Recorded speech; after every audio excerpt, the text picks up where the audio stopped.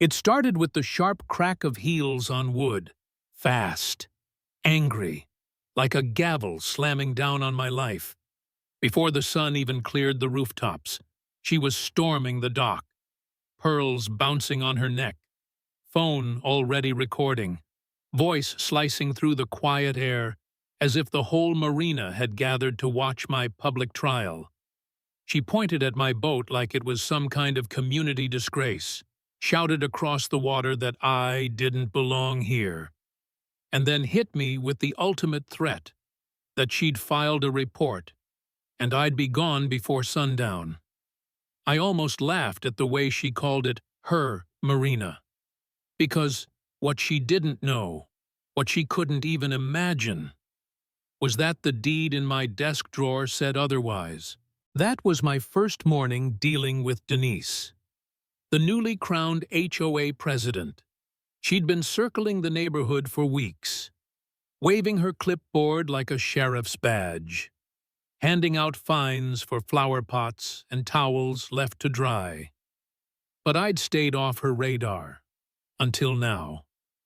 That morning, she marched right up to my slip, rattling off bylaws like she had memorized them in the mirror, lecturing me about aesthetic harmony and environmental hazards, accusing me of leaking oil when my engine hadn't even been on in days. My beige chairs, she claimed, were an eyesore. Beige.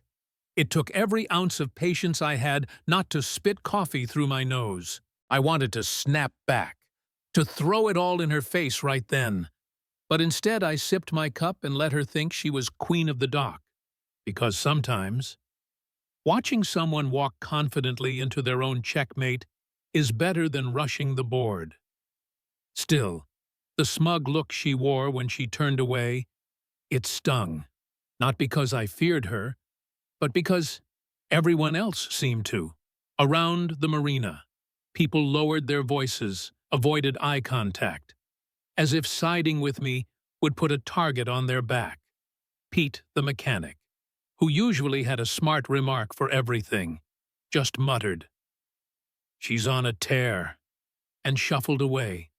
That silence from neighbors, that little gap where support should have been, hit harder than her words. By midday, Denise was making her rounds like some maritime dictator, jotting notes about chipped paint on one boat, scolding a couple of teenagers for bare feet, warning the bait shack owner that his cooler was a liability. Every dock became her stage, every boat a crime scene. The more she strutted, the more people fell in line. And me? I sat sanding trim, wondering how the calmest place I knew had turned into a war zone. The first escalation came fast. She told me she'd filed her complaint with the HOA board, said they'd meet that night to decide if I'd be allowed to keep my slip. She rattled off my supposed violations: boat too large, unapproved awning, unattended coffee mug. Yes, she really tried to put rogue coffee mug on the list. I gave a polite smile, but inside, my stomach knotted, because it didn't matter how ridiculous the claims were. I'd seen it before. The louder the lie, the more people nod along. That night I sat on my deck staring at the water, and for the first time, I felt the doubt creeping in. Maybe she was right. Maybe I didn't belong. My slip was quiet, but whispers floated down the dock, accusations about leaks, rumors that I didn't follow rules. I felt the weight of it pressing in, that cold realization that one determined voice could drown out the truth. And in that moment, I wanted to give up, to cut my lines, sail somewhere nobody cared what shade of chairs I owned. But then the thought hit me, sharp as the salt wind. Why should I run from something that was mine? Why should I let a woman with a clipboard and a craving for control decide my place? That was the pivot. That was when resignation burned into resolve. I remembered the papers tucked safely in my cabinet, the lease agreements, the deed, The stack of records that said not only did I belong here, but this entire marina belonged to me. So I let her run her show. At the board meeting, she strutted with charts, photos, and a speech about declining property values.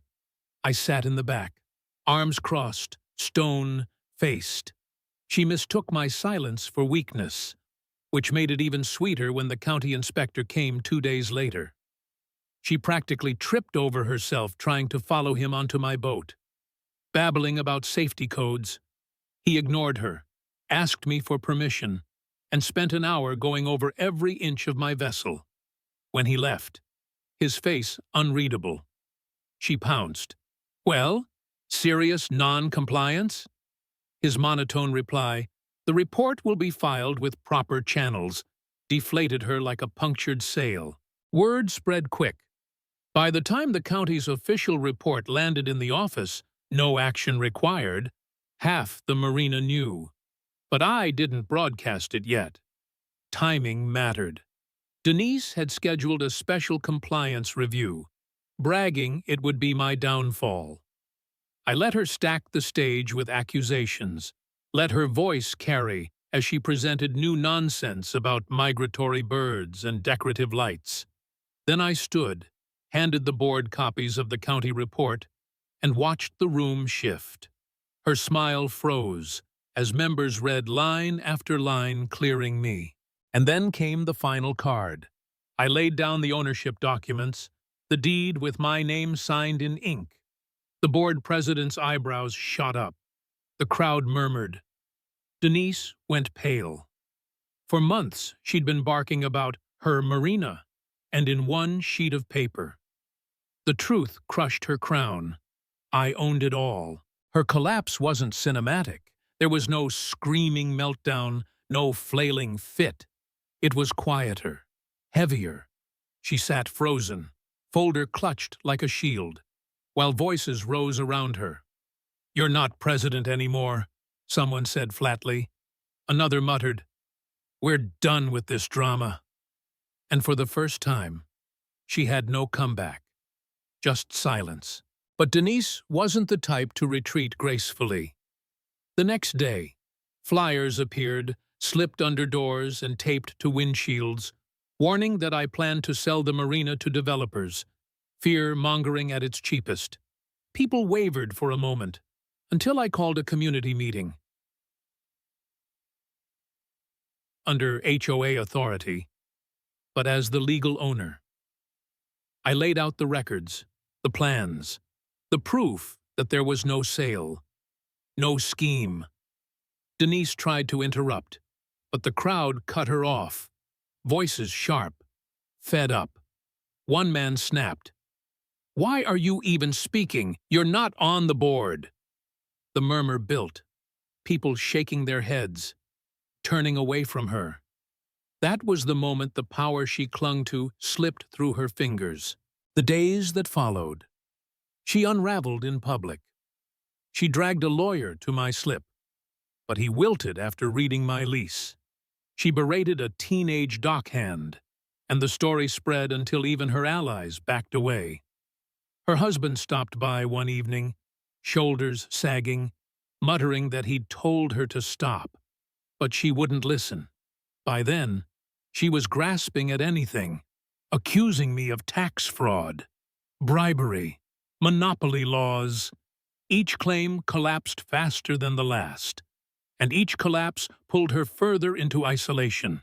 When the county announced an investigation into her past HOA finances, the whispers turned into open talk. She tried pacing the docks, phone pressed to her ear, looking busy, important, but nobody cared anymore. Conversations hushed when she approached. People who once nodded along now avoided her altogether. One morning, I saw her at the cafe, sitting alone in the corner, staring at her phone like she was waiting for a message that wasn't coming. The end came not with a bang, but with a moving van. Slowly, painfully. Denise packed her boat, box by box, forced to ask for help from staff she'd spent months belittling. Most watched from a distance, arms crossed, saying nothing. I stood on my slip with coffee in hand as she untied her lines for the last time. She never looked my way. But I caught her profile, stiff, proud, tinged with regret. Then she motored out past the breakwater, heels silent at last, leaving only the gulls to fill the air. And the Marina exhaled. The docks hummed again with easy talk. The mechanic whistled while working. Neighbors lingered without fear of being scolded. No one threw a party. No one cheered. The victory was in the quiet, the kind of peace that had been stolen for months and finally returned. Looking back, I realize it wasn't just about one boat, one dock, or even one woman with a clipboard. It was about control, about what happens when someone mistakes authority for ownership, when fear silences reason. Denise thought she could bend everyone by shouting the loudest. She forgot that sometimes the calmest voice, the one armed with truth and patience, wins in the end. And if there's one thing I took from this fight, it's this. In the world of HOA battles, storms will always come, but they blow themselves out eventually. What matters is who's still standing when the water calms. That's the story. And that's the lesson I leave you with. Straight from my dock. For HOA Drama Unfolded.